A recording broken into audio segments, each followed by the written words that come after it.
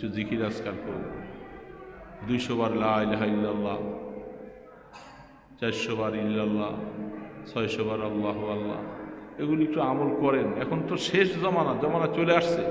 এখন আপনাকে আমাকে এতে বেশি সময় দিবে না, কিছু সময় নিরিবিলি বাইর করে আল্লাহকে ডাকার চেষ্টা করি, একটু আল্লাহর মহব্বত নিয়ে গুনাহগুলি মাফ করাইয়া কবরে যাইতে পারি। এর থেকে আর কি আছে? এটি আমাদের জীবনের সবচেয়ে বড় চাওয়া আর পাওয়া আল্লাহর কাছে। আল্লাহ গুনাহ মাফ করাইয়া আমাকে তুমি কবরে নিও, গুনাহ রাইখা নিও না, এটা আল্লাহর কাছে চাইতে হবে সবাই।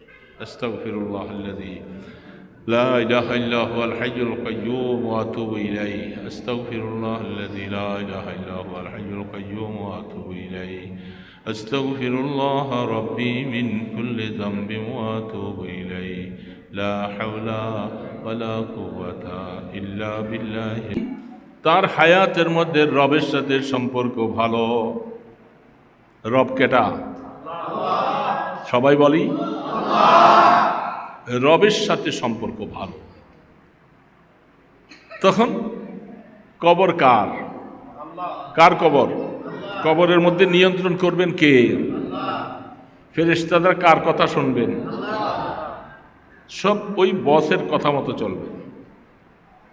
এখন কবরে যাওয়ার পরে প্রশ্ন করবেন যারা, এরাও আল্লাহর নিয়ন্ত্রণে, ফেরেশতারা আছে।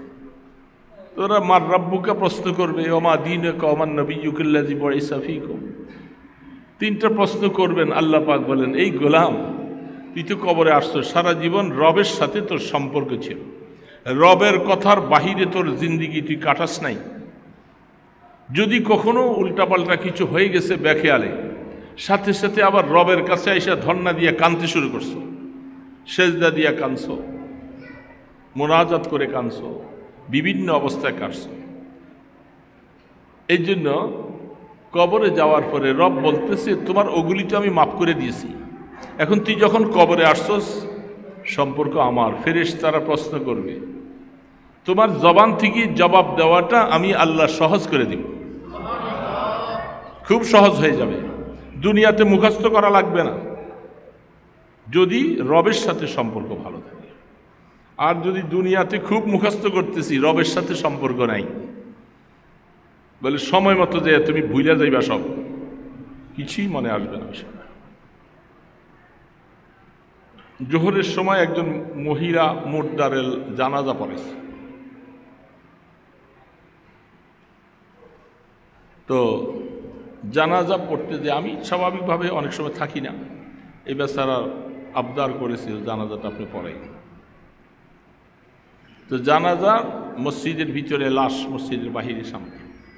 আমি আধা মিনিট মুসল্লি ভাইদেরকে বললাম যে আমি আধা মিনিট একটা কথা বলবো আপনাদের সামনে, কারণ এখন এখানে লম্বা আলোচনা করার বিষয় না, সুযোগও নাই, লাশ সামনে। তো আধা মিনিটে একটু নসিহত, যে এই জানাজাটা এটা সবচেয়ে বড় একটা দাওয়াত। কিসের দাওয়াত? যে মানুষ, তুমি আর এখন যেরকম জানাজা দিতেছ, হতে পারে একটু পরে তুমি আবার এই সারিতে চলে আসবা। এই লোকটাকে জানাজা দেওয়ার পরে তোমার বোঝা দরকার, বৃষ্টি হচ্ছে সারাদিন, মুষলধারে বৃষ্টি পড়ে, লাশ দাফন করবে, অথচ এই লোকটা একদিন আগে যে সুন্দর খাটে, যে সুন্দর বাসা, মনোরম পরিবেশে ছিল, এখন উনি লাশ হয়ে আসছে, ওনার জানাজা পড়ালাম, এখন ঘরও ঠিক আছে, খাটও ঠিক আছে, সবই ঠিক আছে, তিনি নাই, সবাই দাফন করে চলে যাবে। তাহলে এই জানাজাটা সবচেয়ে বড় একটা দাওয়াত। প্রত্যেকটা ইমানদার যদি আমি এই কথাটা মনে করি যে আমাকে এই অবস্থা হতে হবে, আর ওয়াজ লাগে না, এই কবরেই সবচেয়ে বড় ওয়াজ, বাস এই কথাটা মনে রেখেই আমরা জানাজা পড়ি, এটুকু বলেই আমি নামাজ পড়াই দিলাম। আপনি বলেন বাস্তব না অবাস্তব কথাগুলি? এর থেকে বড় ওয়াজ আর লাগে না। সারা কোরআনের মধ্যে বেশিরভাগ ওয়াজ হলো আখিরাতের কথা, কবরের কথা, হাসরের কথা, মিজানের কথা, পুলসিরাতের কথা। ম্যাক্সিমাম আয়াতগুলি আল্লাহ পাক ওই ওয়াজ দিয়েছেন। এখন এই ওয়াজ তো কোরআন শরীফে আছে, আমরা তো সবসময় কোরআন অনেকে বুঝি না, তেলাওয়াতও জানি না, বিভিন্ন জায়গার মধ্যে আমরা ওয়াজ শুনি, মুষ্টিময় কিছু কিছু। সকল ওয়াজ করাও সম্ভব না, শোনাও সম্ভব না। এই যে আমাদের হালাত, আমাদের মধ্যে দিলের হালাতটা, আমরা যে বের হয়ে গেলে মনে থাকে না। কবরের কথাটা জানাজা জীবনে তো কম পড়াইনি, আমরা কম পড়ি নাই। এখানে যারা আছি সবাই জীবনে বহু জানাজা পড়ছি, তো পরিবর্তন হলো না কেন? কেন পরিবর্তন হলো না? যেই কথাটা নবী করিম সাল্লাল্লাহু আলাইহি ওয়াসাল্লাম বার করতেছে, উযকুরু যিকরা হাযিমিল লাযাতিল মাউত। মদিনার নবী আপনাকে আমাকে ওয়াজ করে শুনাইতেছে, উম্মতেরা মৃত্যুর যন্ত্রণা, মৃত্যুর কষ্টের কথাটা বারবার করে স্মরণ করো। এটাই একমাত্র তোমার সবচেয়ে বড় ইবাদতের জায়গা। যদি মৌতের কথা দিলের মধ্যে জায়গা দিতে পারো, তোমার জীবনের পরিবর্তন হয়ে যাবে। কোন পথে চললে আল্লাহকে পাওয়া যাবে, কোন পথে চললে মৃত্যুটা ভালো হবে, কোন পথে চললে আমার কবরটা শান্তির হবে, এই সম্পর্ক সব কিছু আমল করা তোমার জন্য সহজ হবে যদি মৌতকে মনে করতে পারো, মৌতের কথা মনে করা। এখন মৌতের কথা ভুলে গেছি আমরা, মনে থাকলেও একই নেই। কবর করতেছে দুই আঙ্গুলে, কি করে এটা? কবর করতেছে, এটা এদের পেশা।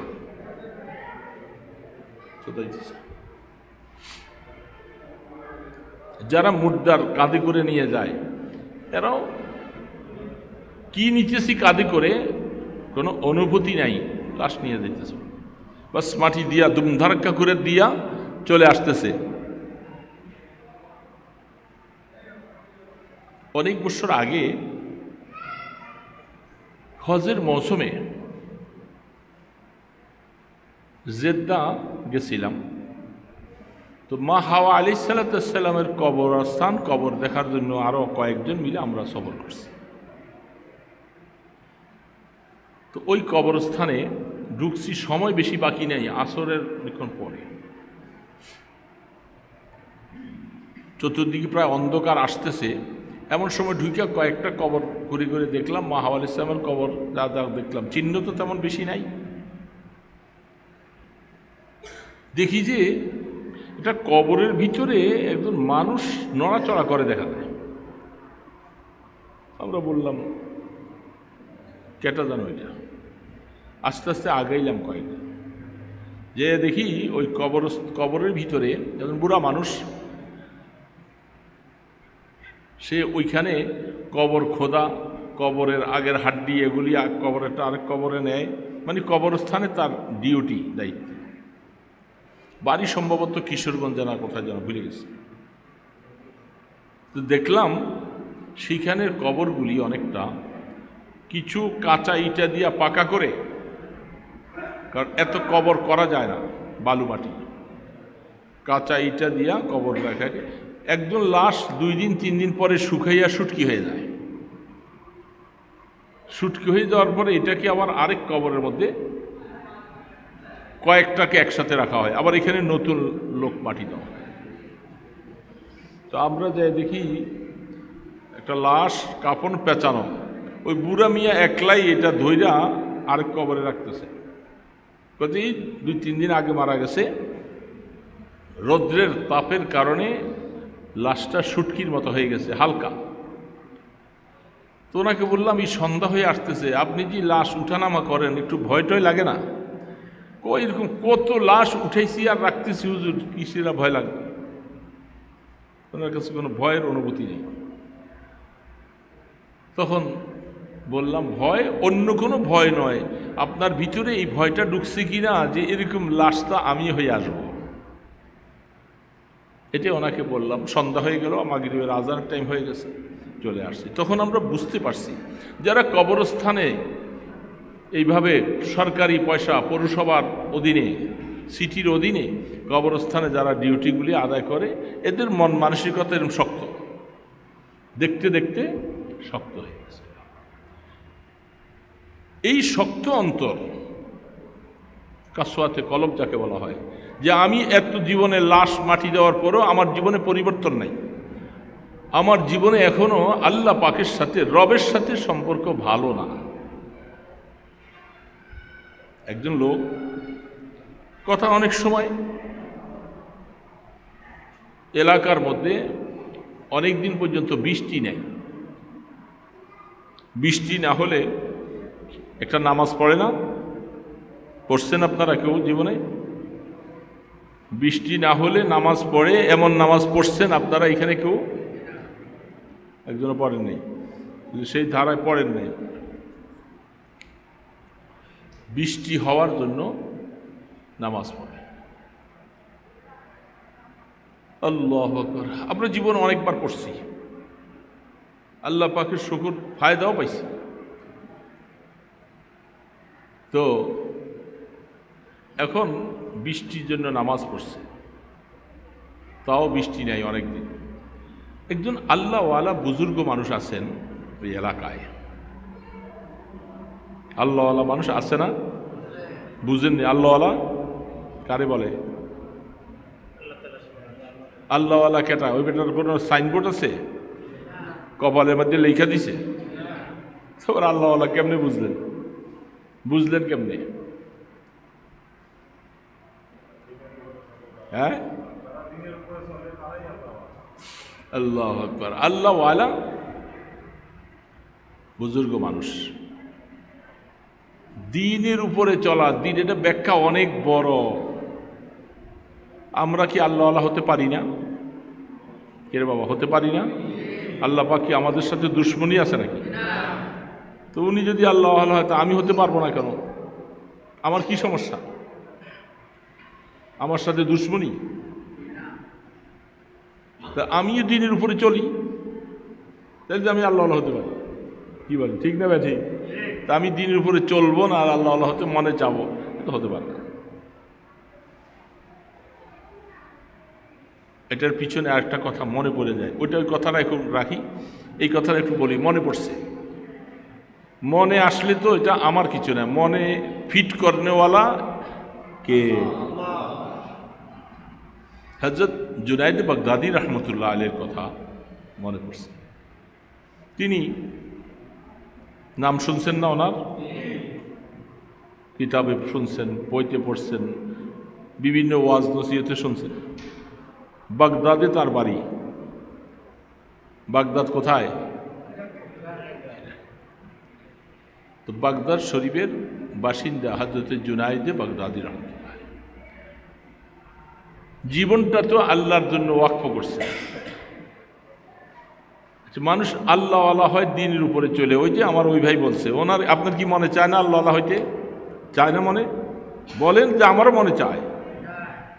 আল্লাহ পাক যেন মনে চায় এই অনুযায়ী আল্লাহ আমাকে বানাই দেন। পারে না? না পারে? আল্লাহ আল্লাহওয়ালা হইতে মনে চায়। জুনায়েদ বাগদাদি রহমতুল্লাহ আলাইহি মাঝে মধ্যে, এটা বুখারী শরীফে হাদিস আসছেন, সরাসরি আফজালুন নাসের হাদিস বয়ান করতেছেন। কিছু কিছু মানুষ সুম্মা আইয়ুন সুম্মা আইয়ুন সুম্মা আইয়ুন, বুখারী আলাইহি রাহমা, এই হাদিসগুলি সবকে আসছে আসে। তো ওনাকে এরকম প্রশ্ন করছেন, উত্তম মানুষ কে, তারপরে কে, তারপরে কে, তিনটা প্রশ্ন করছে। সেইখানের মধ্যে আছে ইয়াত্তাকি ফি শিহাফিল জিবাল, যারা পাহাড়ের কুচির মধ্যে, পাহাড়ের চুটির মধ্যে অনেক সময় চুপচাপ করে আল্লাহ পাকের ইবাদত বন্দিগি করে, দুনিয়ার মানুষের ফিতনা ফাসাদ থেকে নিরিবিলি সময়। এটার অনেক তৌজিয়াত আছে, আমরা ছাত্রদেরকে পড়াই, ওইসব বলি। তো বাগদাদি রহমতুল্লাহ আলাইহি তিনিও মাঝে মধ্যে এইভাবে ওই পাহাড়ের কুচির মধ্যে নিরিবিলির ইবাদতের একটা স্বাদ আছে, আছে না নাই? এগুলি বলতে গেলে ঘন্টার পর ঘন্টা যাবে, শেষ হবে না। আলোচনা করে দেখেন, বাবু কাইফাকানা ওয়াদুফুল ওহির বয়ান শেষ করলে সেইখানে নবী করিম সাল্লাল্লাহু আলাইহি সাল্লাম সর্বপ্রথম ওহি পাইছেন গারে হেরা, জাবালে নূর, জাবালে নূরে গারে হেরা, জাবালে নূরের ভিতরেই গারে হেরা। সেইখানে আল্লাহ রসুল কোরআন নাজিল হওয়ার আগে আল্লাহ পাকের ধ্যানে একা একই সেখানে তিনি কেন গেলেন, কতদিন থাকলেন, কিভাবে ছিলেন, এগুলি সব হাদিসে তার বর্ণনা। হাফেজে হাদিস ইবনে হাজার আসকালানী রহমতুল্লাহ আলাইহি তিনি লম্বা তৌজি লিখেছেন, নাসরুল বারিওয়ালা লিখেছেন, ফাতুল বারিওয়ালা লিখেছেন, কাশফুল বারিওয়ালা লিখেছেন, খায়রুল জারিওয়ালা লিখেছেন। সমস্ত হাদিসের কিতাবগুলি খুঁজলে আপনি এগুলি দেখতে পাবেন। তো সেইখানে আমাদের নবী মুহাম্মদ রাসূলুল্লাহ সাল্লাল্লাহু আলাইহি সাল্লাম নবুয়তের আগে তিনি ওই উপরে গারে হেরা, গারে হেরা জাবালে নূরের মধ্যে ধ্যান থাকে। অনেক অনেক রাওয়ায়াতের মধ্যে পাওয়া যায় 1 মাস, কোন রাওয়ায়াতে আসে 40 দিন তিনি সেখানে ধ্যানে যাইতেন। আর একটা ভুল কথা আমাদের দেশে বক্তারা বলে, ওনাদেরকে জানিয়ে দেওয়া দরকার, এটা কোনো হাদিসে আমরা পাইনি। সেটা হলো আল্লাহ রসুল সেখানে ধ্যানে বসতেন আর খাদিজা রাদিয়াল্লাহু তাআলা আনহা ওনার জন্য খানা নিয়ে যাইয়া খানা নিয়ে উঠতেন। এটা সম্পূর্ণ একটা ভুল কথা। আল্লাহ রসুল খানা নিয়ে যেতেন, পানি, খেজুর, শুকনা খাবার নিয়ে যেতেন। যখন এগুলি শেষ হয়ে যেত রসুল নিজে নেমে আইসা আবার বাসায় যাইতেন, খাদিজা রাদিয়াল্লাহু তাআলা আনহার সাথে দেখা করে সেখান থেকে আবার কিছু খানা নিয়ে দিতেন।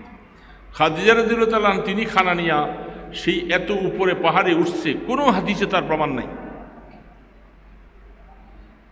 হাদিস ছাড়া মন গড়া মতো কথা বললে জিহ্বাটা কাইটা দিবে একদিন।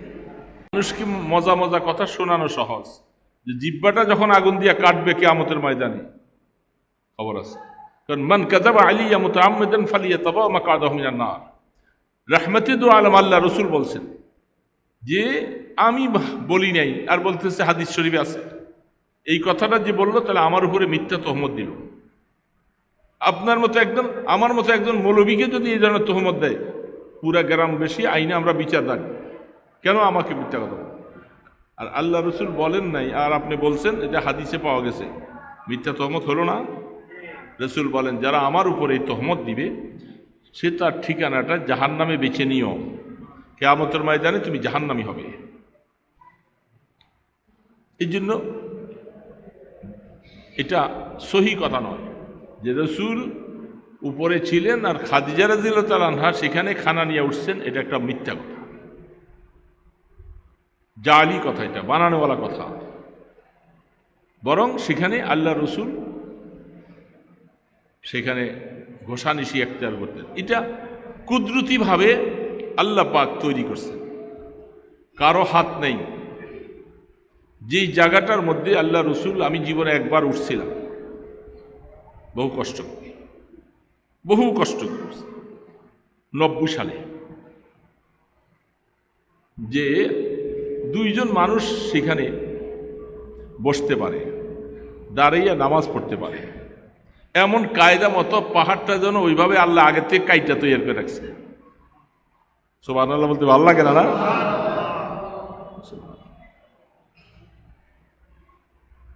এই জন্য ওই গারে হেরাটা যেটা, এটার নামে গারে হেরা, খুব কঠিন জায়গা। জাবালে নূরের উপর থেকে এইদিকে বাম দিকে একটু ঢালে দিয়া ওই জাবালে নূরের পাশে গারে হেরাটা ওই সামনে আগানো। এখানে এই জায়গাটা বড় ক্রিটিক্যাল, নিচে একবারে পাহাড়ের কুচি দেখা যায়, যদি একটু পা পিছলে যায় জীবন শেষ। এই গভীর 2 থেকে 2.5 কিলোমিটার নিচে, সেই পাশে দিয়ে রাহমাতে দো আলম ওই গারে হেরাতে, যেখানে দাঁড়াইয়া নামাজ পড়তে পারে, 2 জন মানুষ বসে কথা বলতে পারে। ঠিক এটা যেন মিম্বর মেহরাবের মতো, আমরা আমাদের দেশে মেহরাব বলি, ওইটা যেন কায়দা মতো আল্লাহ পাক আগে বানাইয়া রাখছেন।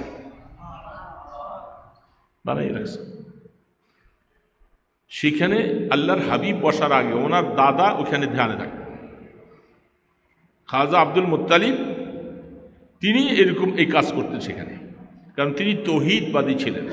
খাজা আব্দুল মুত্তালিব তিনি মূর্তি পূজারী ছিলেন না।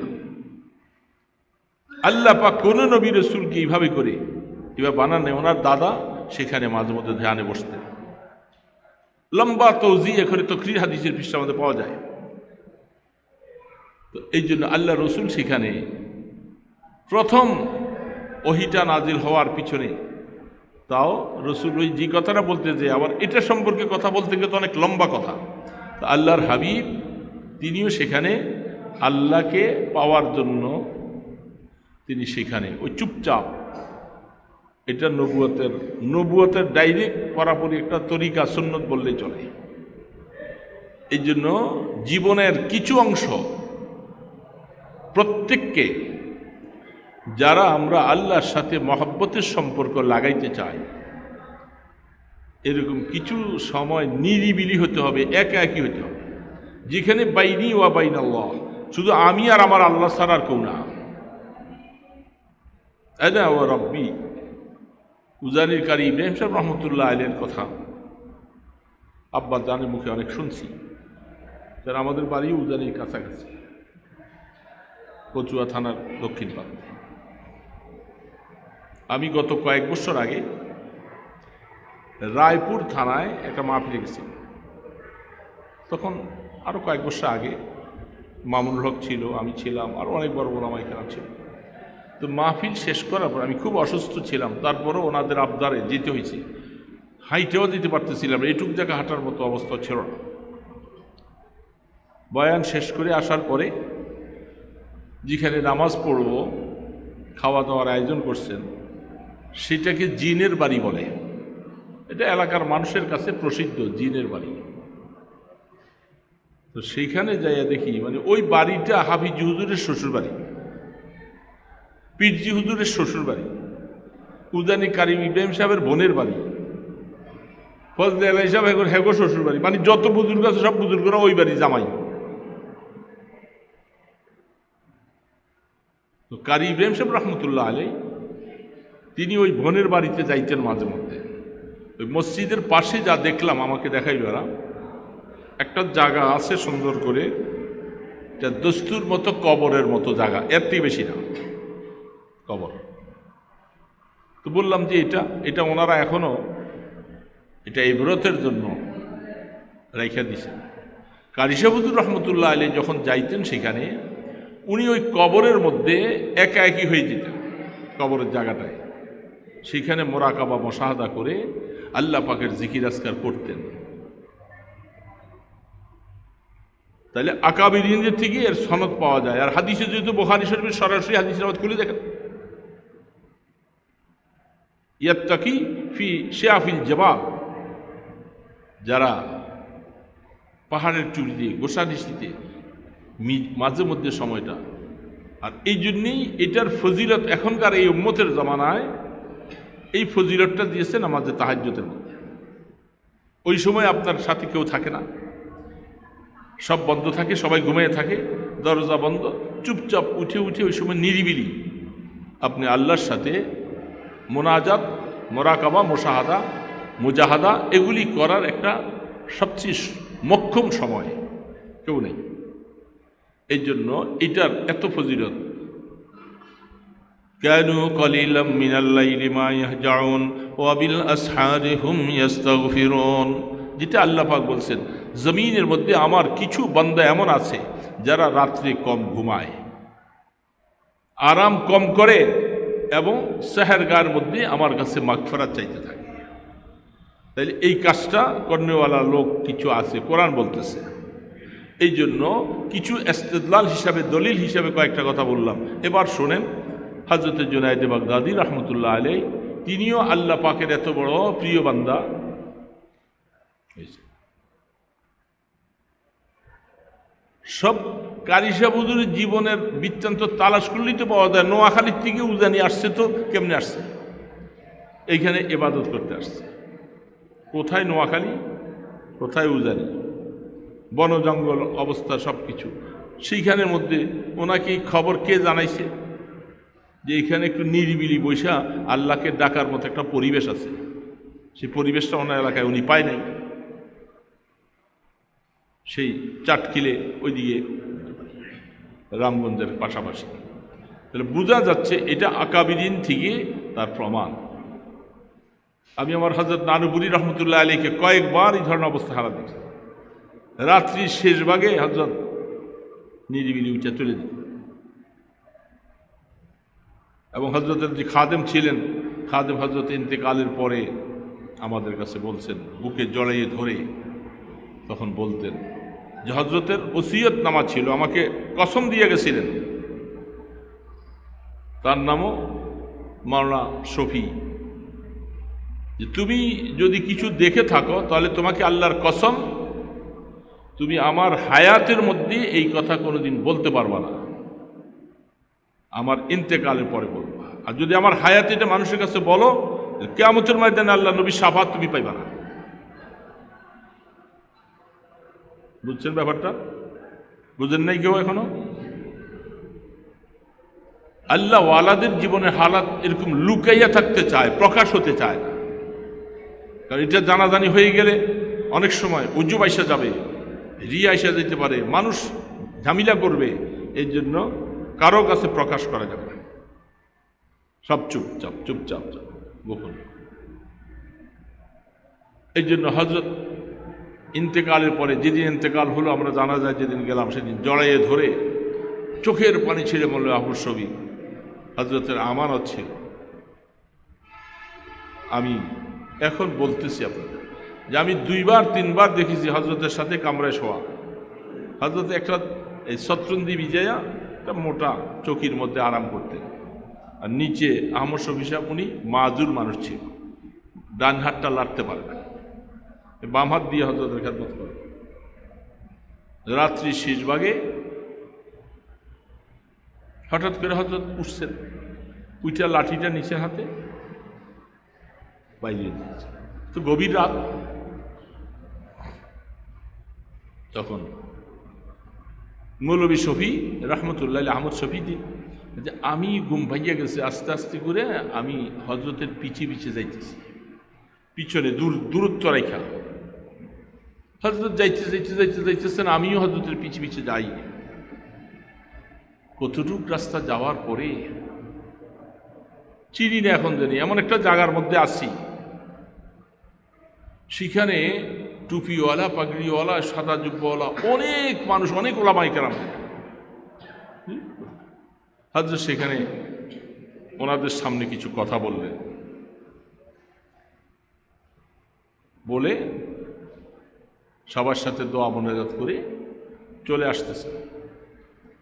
আমি হযরত আসতে দিকে হযরতের আগে দৌড়ে আইসা আমি বিছানার মধ্যে শুইয়া, তো লম্বা হয়ে আসছি না, শ্বাস উঠা বসা করতেছে। হযরত এ মৌলভী শফি তুই গেইও না আল্লোকে, চিটাঙ্গের ভাষা, পরে গেইলেন কিছু দেখছো না, দেখছো কিছু, এই এক কথা বললেন।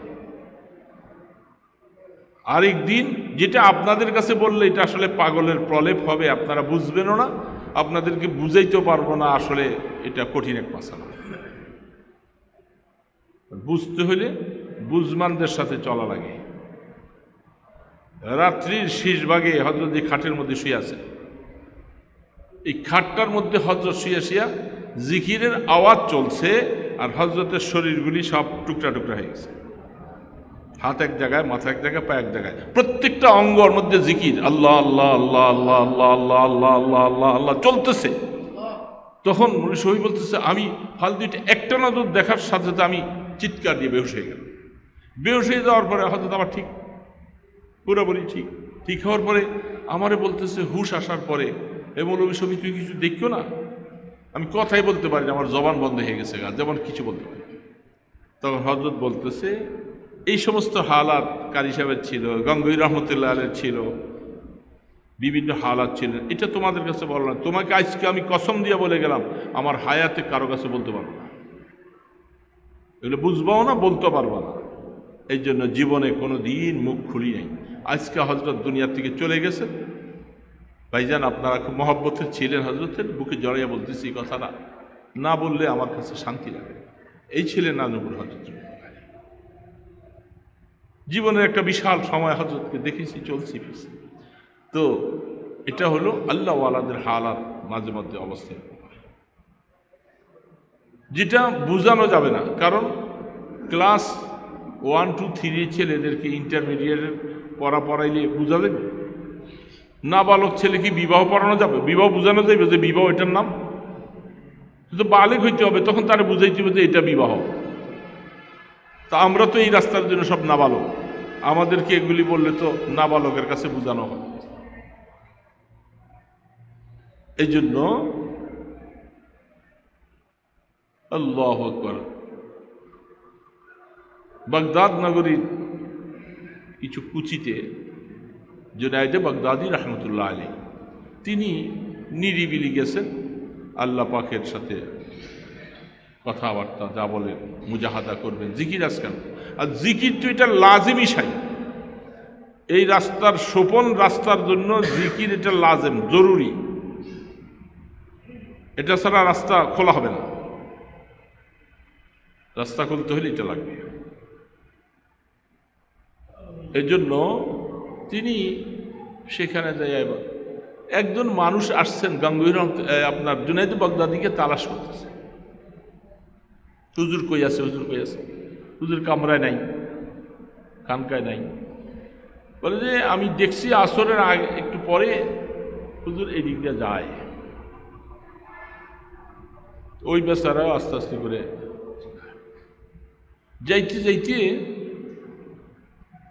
এমন একটা জায়গায় গেছেন, সেখানে বাগদাদি রহমতুল্লাহ আলাই বৈশা মোরাকাবার মধ্যে আছে। মোরাকাবা, আল্লাহু হাজিরি আল্লাহু নাজিরি আল্লাহু মাই, মোরাকাবা করতেছে। ওই বেচারায় পিছের থেকে যে সালাম দিছে, কারণ ওনার তাওয়াজ্জুটা পাইতে হইলে, ওনার নজরটা পাইতে হইলে সালাম লাগবে।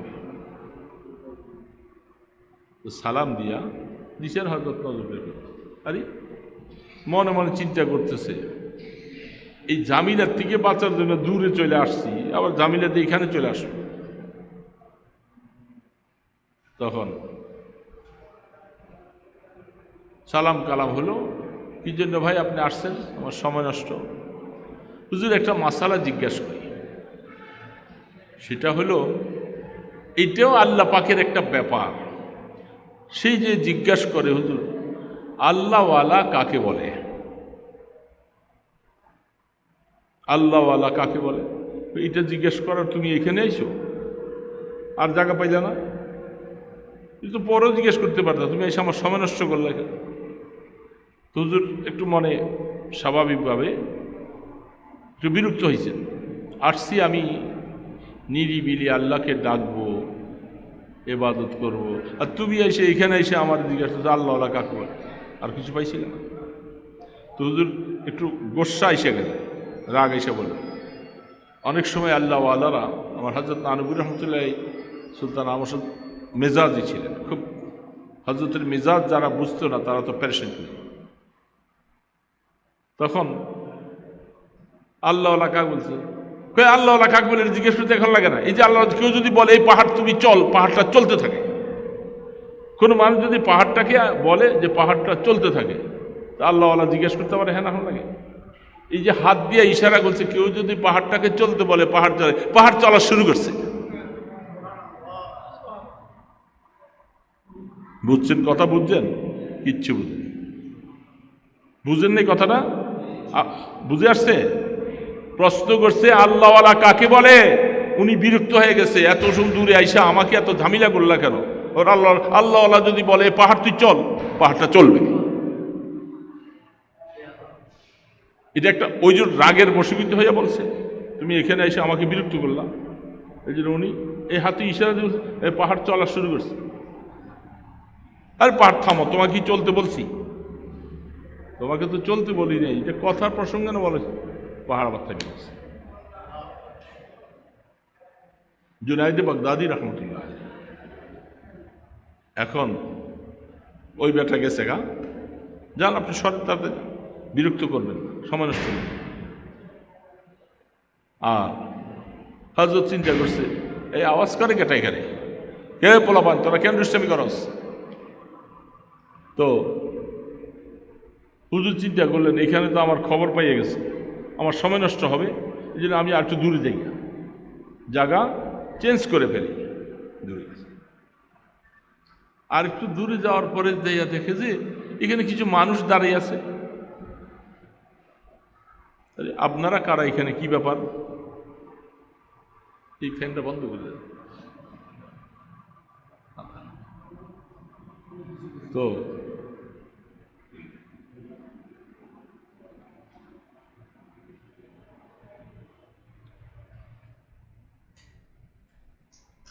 তিনি একটু দূরে চলে গেলেন।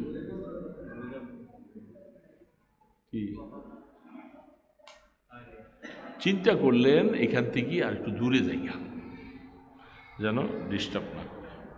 কিছু সময় আছে মানুষ মুক্তাজায় হাল অবস্থা না বুঝা কোনো ওলামায়ে কেরাম কারো কাছে গেলে প্রশ্ন করলে ওই সময় জবাব তো ভালো পায় না, বরং আর দমক খাওয়া লাগে। ছাত্ররা মাদ্রাসায় অবশ্য আমাদের কাছে আইসা এমন সময় আসে, এই সময়টার মধ্যে না বুঝা এই চাইতেছে তার কথাটা এখন এসে বলবে, এখনই এর কথাটা বলেন, সময় বোঝা লাগে। অনেক সময় এরকম দেখা যায়, বাথরুমতে বাইরে আসছি, ও বেটা মোসাফা করতে দেখেন দাঁড়িয়েছে। আবার এমন সময় লুঙ্গিটা পড়তেছে, হে মোসাফা করতে হাত পাইতে রয়েছে। আর কেমন ব্যাককল, এই লুঙ্গি পরার সময়টাও দিবা না, তোমার মোসাফার সময় এখন। এগুলি যারা এই সমস্ত সময় বুঝে না, এরা বরকত পাওয়ার থেকে আরো জহমত হয়, এরা খারাপ হয়, বুঝে না কিছু, হাকিকত বুঝে না।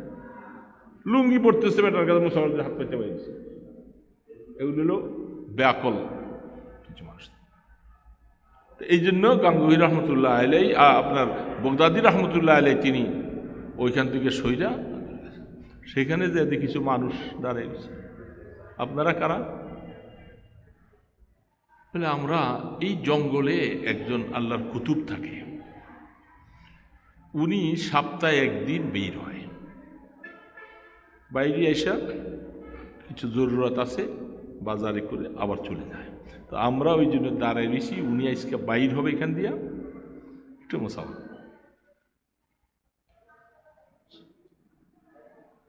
জুনায়েদে বাগদাদী রহমতুল্লাহ আলাই বলছে, আমি খবর পাইলাম না কারা কে থাকে এখানে, তোমরা খবর পেয়ে গেছো, ঠিক আছে, আমিও আজকে তোমাদের সাথে। আল্লাহ পাকের অনেক কুতুব বিভিন্ন জায়গায় অনেক সময় থাকে, পৃথিবীতেও আল্লাহ পাক চালাইতে আছে এই কুদরতের হালাতে। কুতুব থাকে, নকিব থাকে, সকিব থাকে। ঠিকই কিছুক্ষণ পরে খুব হ্যাংলা পাতলা নূরানি চেহারা নিয়ে, মাথায় পাগড়ি পরা একজন আল্লাহর কুতুব আসতেছেন। সবসময় সবাই সবাইকে চিনবে তেমনও কথা নয়। তো মানুষগুলি দাঁড়িয়ে আছে হযরতের সাথে মুসাফা করতেছেন। জুনায়েদে বাগদাদী রহমতুল্লাহ আলাইহি কাতারে মাঝখানে। ওই আল্লাহর কুতুব এদিকে এসে ওনার চেহারার দিকে দেখিয়ে হাতটা সরাই ফেলছে, ওনার সাথে মুসাফা করেন নাই। বুঝছেন কথাটা? বুঝতেছেন তো ভাইরা? না আমার শুধু খামাখা মেহনত করতেছি, বুঝতেছেন কথা? আওয়াজ যায়? উনি হাত সরাই ফেলছেন, এইভাবে চাইছে যে হাত সরাই। পরে তিনি আবার কাতারের পিছনে, বাগদাদী রহমতুল্লাহ আলাই কাতারের পিছনে যে আবার দাঁড়াইছে। এইদিকে মুসাফা শেষ, কাতারের পিছনে যে যখন আবার দেখে যে বাগদাদী রহমতুল্লাহ আলাই দাঁড়াইছে, এবার মুখ খুলছে। কেউ বললি পাহাড় চালাইয়া দাও, আর এখানে আসছো মুসাফা করতে, যাও তোমার সাথে মুসাফা নাই।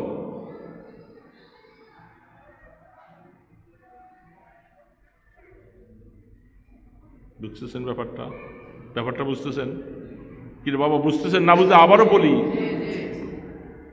এই সারাংশের আলোচনার মূল কথা তো এখানে, এটা নাই যদি বুঝি তাহলে তো কথার আমরা হন পাকার। একজনে বলছে আল্লাহ বলে তুমি পাহাড়টা চালাইলা আবার এসে হাত পাচ্ছ আমার এখানে, এরকম লোকের সাথে আমি মোসাফা করি না। হযরত জুনায়েদ বাগদাদী রহমতুল্লাহ আলাইহি বলেন যে আমার সারা জীবনের সবক আমার জুনায়েদের জিন্দিগির যত ইবাদত বন্দিগি যত কিছু আছে, এই আজকার এক ধাক্কার চোটে আমার জীবনের সবকে এত এই আগ পর্যন্ত আমি এই হালাতে মধ্যে পৌঁছতে পারিনি। এটাও আমার জন্য ক্ষতিকারক হয়েছে। কেনটা রাগ করি বা হোক আর যেমনি হোক, কেন এই কাজটা করছিলাম, তো অনেক বড় খারাপ মারাত্মক কাজ করে ফেলছি, যেটার মধ্যে অজুব আসার সন্দেহ থাকে, কিবির আসার সন্দেহ থাকে, রিয়া আসার সন্দেহ থাকে। তো এই রাস্তার মধ্যে কেন করলাম, এটা আমার জীবনের জন্য তো সবক। আল্লাহর কুতুব আয়েশা দেখলেন, আবার চলে গেছেন। জুনায়েদ বাগদাদী রহমতুল্লাহ চলে আসছেন, সারা জিন্দিগির জন্য সবক আজকাল থেকে নিলাম যে এমন কিছু কাজ করা যাবে না, এমন কিছু কথা বলা যাবে না যার দ্বারা মানুষের কাছে একটু বড় বড় মনে হয়, নিজের মধ্যে রিয়া চলে আসতে পারে, শয়তান পিছনে লাগিয়ে রয়েছে, উজুব মানে খুদ পছন্দি এটা চলে আসতে পারে। এই ধরনের কাজ করা যাবে না। এটা করলেই এটা জহরে কাতেল, জীবনের সব শেষ। কারণ আল্লাহ পাক এগুলি দেখতে চান না, কোনোটাই দেখতে চান না। এই জন্য আল্লাহর হাবিব জীবনে অনেকগুলি মুজিজা তার রসুল দিয়ে ওলা ফখরা আলাই রসুল বারবার এই কথা বলতেন যে আমার এই কাজটার মধ্যে কোনোদিন ফখর নাই, গরিমা নাই, আমি আল্লাহর জন্য করতেছি। রসুল যেহেতু এই কথা বলেন, তিনি জীবনে কোনোদিন কাউকে দেখাবার জন্য আল্লাহ রসুলের কোনো মুজিজা নাই।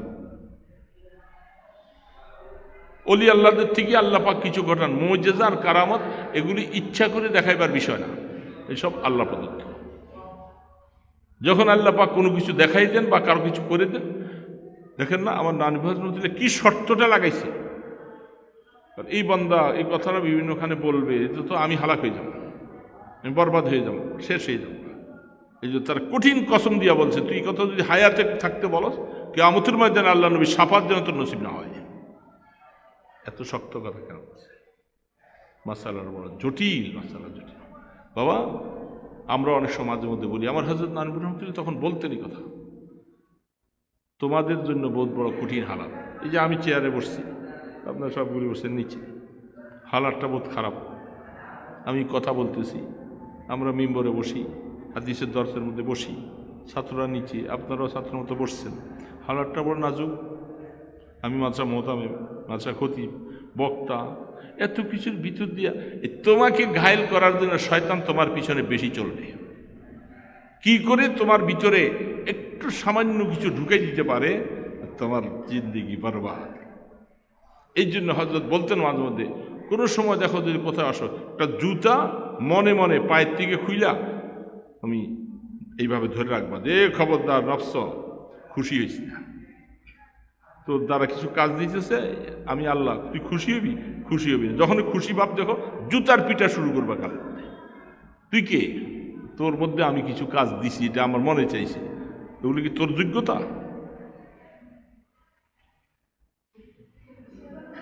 কারো যোগ্যতা নাই, সমস্ত কিছু দেনওয়ালা জাত আল্লাহ। এই জন্য আল্লাহ পাকের সাথে আল্লাহ এগুলি পছন্দ করে না। আল্লাহ পাক বলে, তুই কুত্তার মতো হয়ে যা, মাটির মতো হয়ে যা, দেখবি তোর মধ্যে বড়ত্ব কোনদিন আনবি না। এই জন্য রহমতে দো আলম আল্লাহর হাবিব বলবে, মান তাওয়াযা লিল্লাহ, তুই আল্লাহর জন্য নিজকে মিঠাইয়া দে, পুরা মিঠাইয়া দে, জীবন বিলীন করে দে, তোকে উপরে উঠাবো আমি। কিন্তু উপরে যখন উঠতে থাকবি, খবরদার লেগামের মধ্যে রশিদ টাইনে ধরে থাকো, এটা যেন এদিক সেদিক। মানুষের প্রশংসা করে, গরুকে মানুষের প্রশংসা, আমার কি আসে যায়? আল্লাহর কাছে প্রশংসিত হয়ে হলে সবচেয়ে বড় কথা। মানুষের কাছে প্রশংসা হয়ে 2 পয়সার দাম আছে? কোনো দাম নেই। এই জন্য এটা বড় নাজুক একটা হালাত, এই চেয়ার নাজুক হালাত। মানুষগুলি খেরকুটের মধ্যে বসে থাকে, আমরা বয়ানে বসি, শরমও লাগে, নিচে বসতেও পারি না। এই জন্য আল্লাহর কি এক শুকর, দেখেন না সারা জীবন আল্লাহ মোবারক করিম সাহেব চেয়ারে বসতে দেখছেন? দেখছেন? এই চকির মধ্যে বসে। আমি চাঁদপুর অবদা কলোনির এখানে একবার দাওয়াত আমার ছিল না, দাওয়াত ছিল আমাদের মাওলানা আলতাফ শাহ হুজুরের, দেবগর মোহতাম সাহেব। দাওয়াত ছিল ফরিদাবাদ মাদ্রাসার শেখুল হাদিস সাহেব আর উজানির মাওলানা মোবারক করিম সাহেব। বৃষ্টি দুপুরবেলার আগে সকালে, অনেক বছর আগের কথা, আজ থেকে প্রায় 30 বছর আগের কথা। যখন তো ছাত্র পাঠাইছে, মাওলানা আলতাফ সাহেব বলছে যে আমি মাহফিলে যাইতে পারবো না, শরীর ভালো না, তোমরা দেখো মাওলানা আব্দুল আউয়াল সাহেবকে বলো এরে পারলে লইয়ে যাও। তো ছেলেরা সকালবেলা এসে আমাকে বলল, বলার পরে আমি জিজ্ঞাসা করলাম হুজুররা কারা কারা আসবেন, তখন এই ওনাদের নাম বলবো। তো আমি বললাম যে একটা সুযোগ হয়েছে, এমনি তো আর আমার যাওয়ার সুযোগ নেই, আর যাবো ইচ্ছা না, যেহেতু বড় বড় বুজুর্গরা এখানে আসতেছেন, এক উসিলায় যেতে লঞ্চে আইসা চাঁদপুরে নামলাম 11টায়। সেখান থেকে অবদা কলোনি আসছি, জোহরের নামাজের সময় গোসল করছি, গোসল টোসল করে আইসা খানা দানা খাই একটু বিশ্রাম করছি। আসরের নামাজ পড়তে গেছি পাশে মসজিদে, উজানি বিশা হুজুর উনিও আসছে। তো ওইখানে এইচডিওর বাংলা আছে, এখানে আমাদের জন্য একটা কামরা, হুজুরের জন্য আলাদা কামরা আলাদা করছে। তো মাগরিবের পরে হযরতের সাথে আমি কিছু কথা বলতেছিলাম, সূরা হাসর পড়ার পরে কিছু কথা যখন বলতেছিলাম, বলার পরে তাও 35 মিনিটের মতো 40 মিনিটের মতো কথা হয়ে গেছে। এমন সময় দেখতেছি যে পিসা হুজুর আসতেছে, হুজুরকে ওই পূর্ব দিকের থেকে এইচডিওর বাংলার থেকে নিয়ে আসতেছে স্টেজে বসানো। তো হুজুর একটা চৌকি বিছিয়ে স্টেজ করছে, কিন্তু চেয়ার পিছু দিয়ে একটা রাখছে, রাখলে বসবে। তো পিসা হুজুর আসতেছিলেন, ওই কাছাকাছি আসতে আমি বয়ান ছেড়ে দিয়া আমি পিছনে সরে গেছি। তখন হুজুর আইসা সালাম দিয়া আর বলতে ওই যে উজানির ভাষা দেশে এই জিজ্ঞা এতক্ষণ ওয়াজ করছি, ইকে আবার করবো আই আপনাকে লগে কিছু কথা বই যেই বুঝছেন, আপনারা ভাষা বুঝছেন? বুঝেন না? যে এতক্ষণ ওয়াজ করতেছিল সে ওয়াজ করবে, আমি এসে 2-4টা কথা বইলা আমি চলে যাব। এই কথাটা বইলা হুজুর ওই চৌকিটার মধ্যে চেয়ার তো নাই, তা আমরা পিছনে বসে আছি। মুহাদ্দিস সাহেব হুজুর আছেন, ফরিদাবাদ মাদ্রাসা মুহাদ্দিস আব্দুল হাফিজ সাহেব, তো যারা আছেন, হুজুর তো পুরা আত্মাহিয়াতুস শুরুতে বসেন, আল্লাহর সুযোগ দিছেন, এ বৈশাই তো ওয়াজ শুরু করছেন। তাও মোটামুটি এই ওয়াজ 35 থেকে 40 মিনিট হুজুর কথা বলছে। এর মধ্যে কতক্ষণ পরপর হুজুর কয়, ওয়াজ জিজ্ঞা এতক্ষণ ওয়াজ করছে, হিজ্ঞা কই, এতক্ষণ যে ওয়াজ করছে হে কই। আর হুজুর এখন উঠে যাবে, মাইকটা ধরতে হবে। তা আমি পিছন দিয়ে আসি, বসে বললাম যে আসি।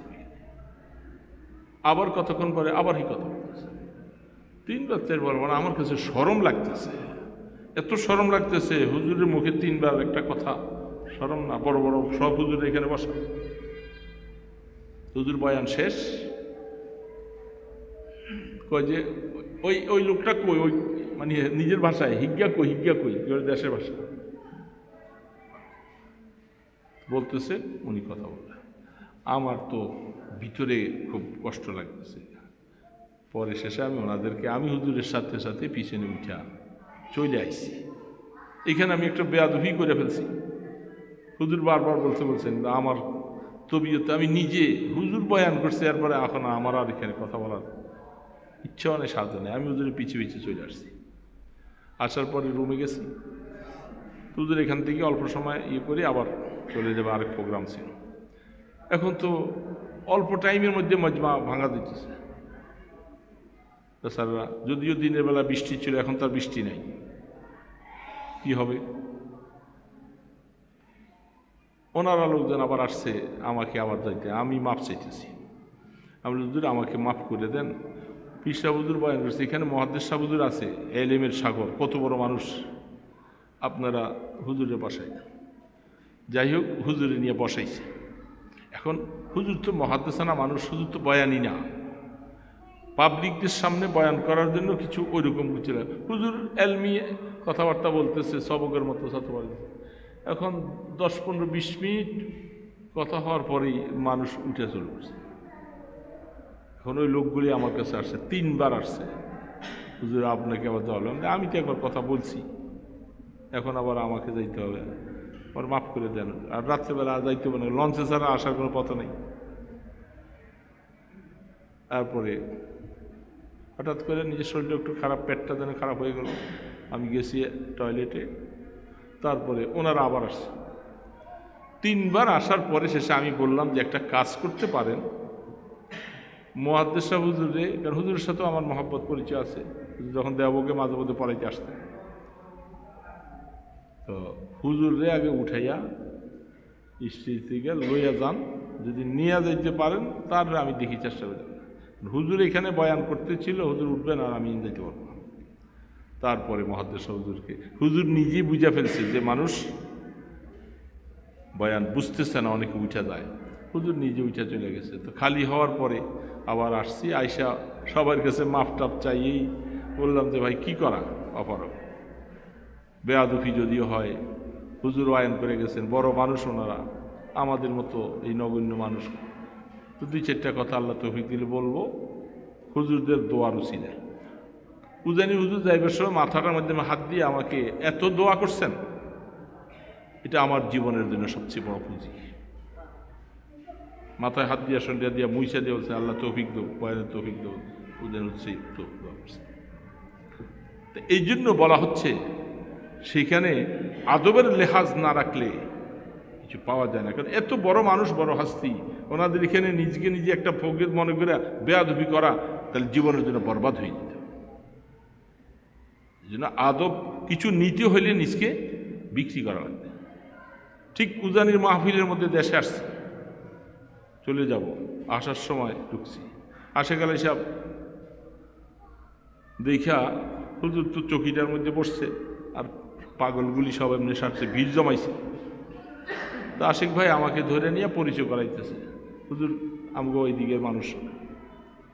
তা আমি হুজুরের সাথে মোসাফা কইরা, হুজুর তো পা ঝুলাইয়া বসে আছে, আমি হুজুরের পায়ের কাছে বসে গেছি, উঠি না, দেখি কিছু বসে থাকি, আর আল্লাহর বান্দাদের যে পাও দিয়া যে কিভাবে করে সব ভিড় জমছে না মোসাফা করার জন্য, আমি এর ভিতরে বসা।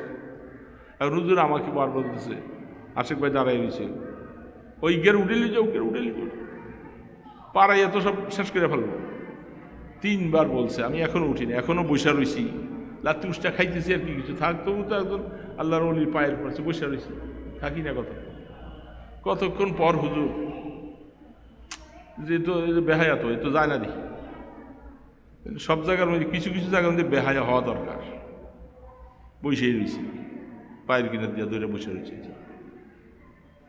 কত পকেটের মধ্যে হাত দিয়া, আমার হাত দিয়া একটা আতরে শিশু দিয়া, ওই বের লই যাও, আমার কাম হয়ে গেছে, যাও। অনেক সময় লাত্তি উষ্টা খাওয়া লাগে, লাত্তি উষ্টা খাওয়া লাগে, এটাই যে বরকত হবে, এটা হাজারো হাদিস পড়ে, কিতাব পড়েও সেই বরকত পাওয়া যায় না। আল্লাহ আল্লাহদের সোহবতের এই দাম, সামান্য একটু সময়, অনেক কিছু জীবনের, এটা বোঝানো বড় মুশকিল। আহা,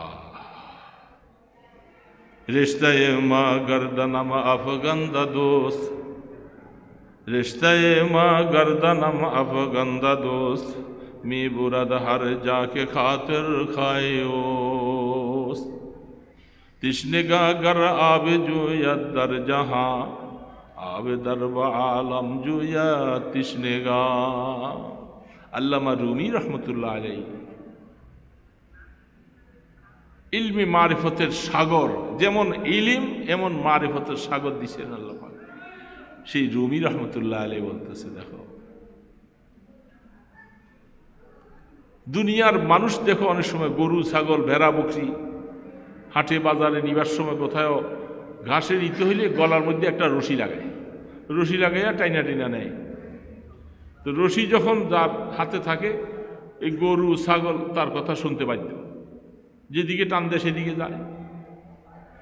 আল্লামা রুমি বলতেছে দুনিয়ার মধ্যে কিছু কিছু মানুষ আছে, আল্লাহর কিছু বান্দা এমন আছে, এদেরকে আল্লাহ পাক ইচ্ছা করে তার গলার মধ্যে একটা কুদরতি রশি লাগায়। সবাইকে লাগাবে না, সবাইকে লাগাবে না। যার তকদির ভালো আল্লাহ পাক একটা কুদরতি মহব্বতের রশি তার গলায় লাগায়, লাগাইয়া তাকে যেই দিকে নিতে মনে চায় সেই দিকে টান দেয়। তখন সেও যখন যায় বাস আল্লাহ বলে যে বাস তোর পানির পিপাসা নিবারণ শেষ হয়ে যাবে, অসুবিধা। সবাইকে টানবে না, রিশতায়ে মা গর্দানা বাব গন্দা দোস্ত।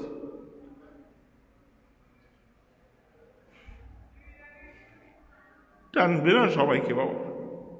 কত মানুষ আছে, সবার গলায় লাগাবে না। যাকে ভালোবাসে তার গলায় লাগায়। যদি মাওলার তরফ থেকে আবার একটা রশি গলায় লেগে যায়, কপাল ভালো, কপালটা ভালো। এই জন্য দোস্ত, তো তিনি ওই কথাটা বলে শেষ করে দিতেছি। হযরত বাগদাদী রহমতুল্লাহ আলাইহি সেখান থেকে চলে আসলেন। চলে আসার পরে তিনি সেদিন চিন্তা করলেন যে ব্যাপারটা তো আসলেই ঠিক। ওই বেচারা কথা প্রসঙ্গে বলছে আর আমি ইশারা করছি, এই কথাটা তো মানুষের কাছে পৌঁছে যাবে, ওর মাধ্যমে মানুষের কাছে এটা পৌঁছে যাবে। এই পৌঁছে গেলে তো মানুষকে ঝামেলা করবে, বিরক্ত মনে করবে, আর কেমন কেমন জানি হয়। এই জন্য তিনি বলেন যে আমি এই জন্য আমার বাকি জীবনটা তৌহিদে খালেস একটা মাকাম আছে, তৌহিদে খালেসের মাকাম, নির্ভেজাল নিরঙ্কুশ দিনের মধ্যে একমাত্র আল্লাহ ছাড়া কিছু আর ঢুকানো যাবে না, এটাকে তৌহিদে খালেস বলা হয়। এই তৌহিদে খালেসের মাকামে পৌঁছা একটা জীবন শেষ হয়ে যাবে। নফস কত রকমের ধোকা যে ভাই দিবে এটা বোঝা মানুষ, কত রকমের রূপ ধরে আসবে সে আপনাকে আমাকে ধোকা দেওয়ার জন্য, আমার আমল নষ্ট করার জন্য, আমার দোয়া নষ্ট করার জন্য, আমার সব কিছু জীবনে নষ্ট করার জন্য। এই বিভিন্নভাবে সে ধোকা দিবে। আর এই ধোকাটা বুঝতে পারলে চিকিৎসা করা যাবে, বুঝতে যদি না পারি চিকিৎসা করা যাবে না। এই জন্য এই জায়গাটা বড় কঠিন একটা জায়গা, তৌহিদে খালেস, তৌহিদে খালেস। তো আল্লাহ সুবহানাহু ওয়া তাআলা, গত বছর আসছিলাম, এখানে একটা স্টেজ হয়েছে, মসজিদের কাজ বাকি ছিল, হুজুর আবার এই বছরও বলছেন আসতে। তো সিস্টেমটাই হয়েছে এমন অবস্থা, এক একজন এক এক সিস্টেমে চলে গেছে। আমি তো একবার পুরাপুরি হুজুরে বলছি, হুজুর এত বৃষ্টির মধ্যে কি ফায়দা, মানুষ থাকবে না, কিছু থাকবে না, তা আমি এত কষ্ট করে জুমার রাত যাওয়ার দরকারটা কি? হুজুর তারপরও বলছে আসতে, আসলাম। যেহেতু হুজুর বলছে আসছি, কি হবে না হবে আমার কিছু নাই। তো দিলের মধ্যে একটা খেয়াল ছিল যে আল্লাহ তো বৃষ্টি বন্ধ করেও দিতে পারে, তাই আর কি অবস্থা। বৃষ্টি বন্ধ হয়েছে, কিন্তু এখন মানুষ তো আর এখন নাই, আসবেও না। হুজুর এখন আপনার হালাত, আপনি নামাজ পড়েন নাই, আপনার সেই হুজুর কই? হ্যাঁ, আরেকজন হুজুর না দাওয়াত দিয়েছিলেন, এখন কি ওই হুজুর?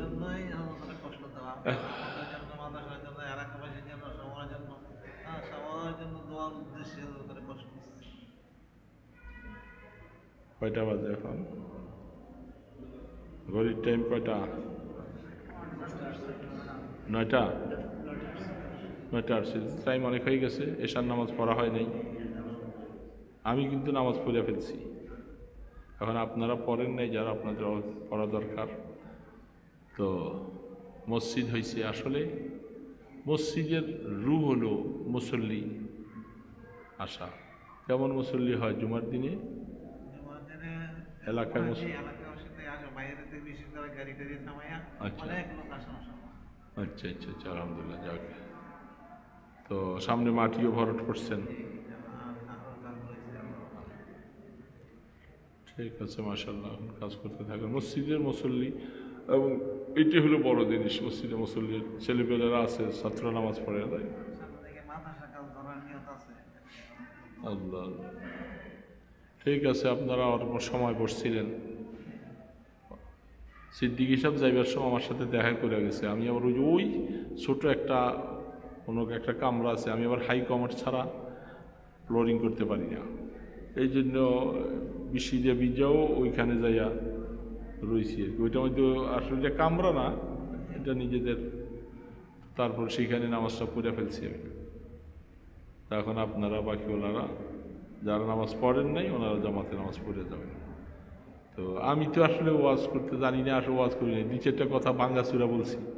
এটা এখন আমরা যেন আমাদেরকে আল্লাহ পাক মেহেরবানি করে একটু হেফাজত করেন, আমরা যেন আমাদের আমিত্বকে যেন মিঠাই দিতে পারি। রিয়ার নামীয় কোনো শব্দ, কিবিন নামীয় কোনো কিছু যেন আমাকে ধরতে না পারে। এটা জীবনের পিছনে লাগাও হয়ে থাকবে। নফস, শয়তান, ওর সাথে আমরা পারি না। গুলিও ধরবে না, পিটানিও ধরবে না, বিচার সালিশও ধরবে না, ওর সাথে পারা বড় কঠিন। শুধু একমাত্র আল্লাহর সাহায্য, আল্লাহ পাকে সাহায্য বাতিয়ে দিছে। এই নফসের থেকে বাঁচার জন্য জিকির আজকার করো, আল্লাহর কোরআনের তেলাওয়াত করো, ইস্তেগফার করো, আর আউযু বিল্লাহি সামির আলিম মিনাশ শাইতানির রাজিম, এটাই আমল করো। এর থেকে যেন বাঁচি। এই ধরনের পরিস্থিতি আসবে, যে যতটুকুর মধ্যে গেছি ওইখান থেকে ওরা ধাক্কা দিয়ে ফালাইবার জন্য চেষ্টা সে করবে, এর ধাক্কা দিয়ে ফালাই দিব। এই জন্য আমরা ওর থেকে বাঁচার জন্য একমাত্র সাহায্য মাওলার কাছে, এছাড়া কারোর সাথে দুনিয়ার কোনো সরকার, কোনো বোম, কোনো কিছু পারবে না। আর আমরা সবসময় এই কথা চেষ্টা করি। অনেকগুলি কথা বলে ফেলছি অগোছালো, এমনি সামনে।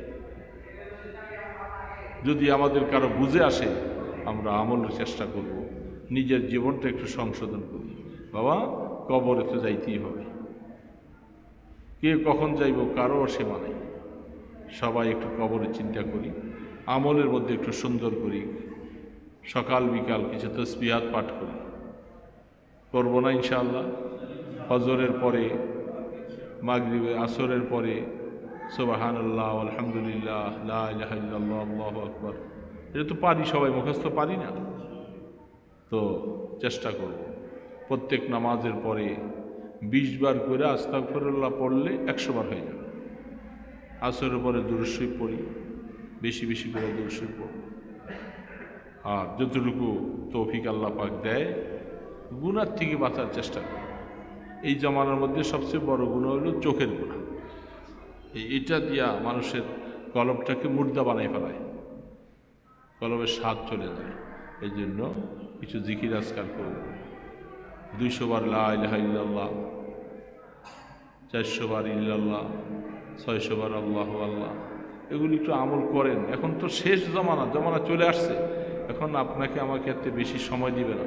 কিছু সময় নিরিবিলি বাইর করে আল্লাহকে ডাকার চেষ্টা করি। একটু আল্লাহর মহব্বত নিয়ে গুনাহগুলি মাফ করাইয়া কবরে যাইতে পারি, এর থেকে আর কি আছে? এটি আমাদের জীবনের সবচেয়ে বড় চাওয়া আর পাওয়া আল্লাহর কাছে। আল্লাহ গুনাহ মাফ করাইয়া আমাকে তুমি কবরে নিও, গুনাহ রাইখা নিও না। এটা আল্লাহর কাছে চাইতে হবে।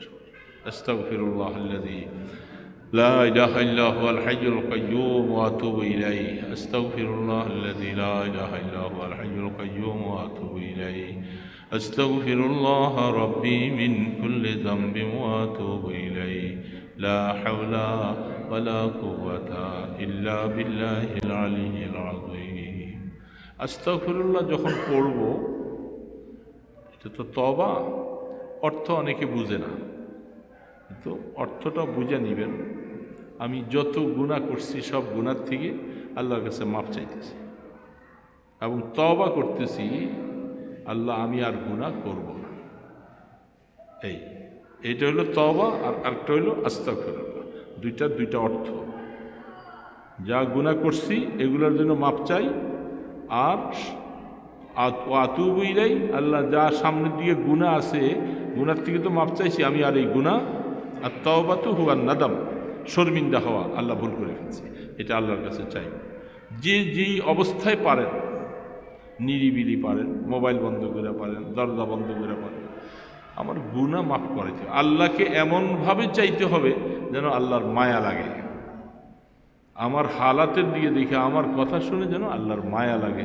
ওই গোলাম ওরে মাফ না করলে কারে মাফ করবে? এই জন্য মায়া অর্জন করতে হবে আল্লাহর সাথে। এগুলার জন্য এই কিছু আমল করবেন, জিকির আজকার করবেন, নিরিবিলি থাকবেন, আর গুনার থেকে বাঁচার চেষ্টা করবেন। আল্লাহুম্মা সাল্লি আলা মুহাম্মাদিন ওয়া আলা আলিহি ওয়া সাহবিহি ওয়া বারিক ওয়া সাল্লিম। আল্লাহুম্মা সাল্লি আলা মুহাম্মাদিন ওয়া আলা আলিহি ওয়া সাহবিহি ওয়া বারিক ওয়া সাল্লিম। اللهم صل على محمد وعلى آله وأصحابه وبارك وسلم. الحمد لله رب العالمين. الحمد لله رب العالمين، والصلاة والسلام على أشرف الأنبياء والمرسلين، والصلاة والسلام على أشرف الأنبياء والمرسلين. يا حي يا قيوم، يا حي يا قيوم، يا حي يا قيوم، برحمتك نستغيث، أصلح لنا شأننا كله ولا تكلنا إلى أنفسنا طرفة عين. اللهم أعني على ذكرك وشكرك وحسن عبادتك. فاطر السماوات والأرض، أنت وليي في الدنيا والآخرة، أنت وليي في الدنيا والآخرة، أنت وليي في الدنيا والآخرة. توفني مسلما، توفني مسلما، وألحقني بالصالحين، وألحقني مولا كريم رحمن رحيم दयालु खुदा, गुनाहगारদের गुनाह माफ करने वाला मौला, जुमार रात्र আজকে মাওলা, মাওলা অনেক মোবারক রাত্র মাওলা। আমরা কতগুলি গুনাহগার বান্দা আপনার ঘরে বসে আল্লাহ আপনার কথা শুনেছি, আপনার হাবিবের কথা শুনেছি আল্লাহ। এই সময়টা আমরা আপনার জন্য ব্যয় করেছি আল্লাহ। এই সময়টা ঘরে বসে থাকলে কত আরাম করতে পারতাম, সব কিছু ত্যাগ করে আপনার ঘরে এসে আমাদেরকে মেহমান বানাইছো আল্লাহ। ইয়া আল্লাহ আমাদের দিকে একটু মায়ার নজরে তাকাও আল্লাহ। আল্লাহ আমরা তো আপনার মহব্বতের পাত্র হতে পারি নাই মাওলা। আপনার বহু অলি বুজুর্গ আছে, বহু মহব্বতের ব্যক্তি আছে মাওলা, তারা ইবাদত করে করে আপনাকে খুশি করে দিয়েছে আল্লাহ। আমরা ধোঁকাবাজের মতো, আসামির মতো হাত তুলেছি আল্লাহ। ইয়া আল্লাহ আমাদের দিকে মায়ার নজরে তাকান আল্লাহ। কিভাবে বললে আপনি শুনবেন তাও তো ভাষা জানি না মাওলা। মেসকিনের মতো হাত তুলেছি, মেসকিনের মতো হাত তুলেছি। তুমি বলতেছো আম্মা সাইলা ফালা তানহার, মেসকিনরা যখন তোমাদের কাছে কিছু চায় খালি হাতে ফিরাই দিও না। আমরা মেসকিনের আপনার দরবারে আসছি আল্লাহ, আমাদেরকে গুনাহ মাফ না করাইয়া ফিরাই দিয়েন না মাওলা। আমাদের গুনাহগুলি রাইখা ফিরাই দিয়েন না মাওলা। আল্লাহ আমাদেরকে মাফ না করে ফিরাই দিয়েন না মাওলা। মাওলা আমরা তো কবরের যাত্রী, কত মানুষকে জীবনে জানাজা দিলাম মাওলা। মাওলা আমার লাশটা কখন যেন খাটের উপরে চড়াইয়া জানাজার সামনে দিয়া দাও, তাও তো জানি না কপালে জানাজা আছে কি না মাওলা। মাওলা কবরে নেওয়ার আগে মাফ করে দিও আল্লাহ। আল্লাহ তোমার কাছে আর চাওয়ার সুযোগ পাওয়া যাবে না। এখন হায়াত দিয়েছো, আমরা তোমাকে আল্লাহ বলে ডাকতেছি আল্লাহ। এমন একটা সময় আসবে জবান বন্ধ হয়ে যাবে, মালাকুল মউত এসে গপ করে রুটা উঠাই নিয়ে যাবে। তোমাকে আরেকবার আল্লাহ বলে ডাকার আর সুযোগ নাও পাইতে পারি আল্লাহ। একটু সময় দিয়েছো আল্লাহ, এই সময়টা আমরা গরিবেরা মিসকিনেরা হাত তুলেছি আল্লাহ। আল্লাহ আমরা তোমার গোলাম মাওলা, তুমি আমাদের মনিব মাওলা। আমাদেরকে মাফ না করলে তোমার কি লাভ হবে আল্লাহ? আমাদেরকে আগুনে ফেললে তোমার কি লাভ হবে? আমাদেরকে আগুন দিয়া জ্বালাই দিও না মাওলা, মাওলা আগুন দিয়া জ্বালাই দিও না মাওলা। আল্লাহ কিয়ামতের ময়দানে আল্লাহ আমলনামার ডান হাতে দিও মাওলা, কবরটাকে রহমতের কবর বানাইয়া দিও, মুনকার নাকিরের সওয়ালের জবাব আসান করে দিও মাওলা। মাওলা 50,000 বৎসর তামার জমিনে ঘামের সাগরে হাবুডুবু খাবে, তুমি যাকে বাঁচাও সে বাঁচতে পারবে কি আল্লাহ? তোমার বাঁচার কোনো উপায় নেই আল্লাহ, আমাদেরকে রহমতের হাতে ধরে আল্লাহ। আল্লাহ এ মাওলা, ও আমার মনিব, ও মাসুক মাওলা, মাওলা আমলনামা ডান হাতে দিও আল্লাহ। কিয়ামতের ময়দানে পুলসিরাত পার করাইয়া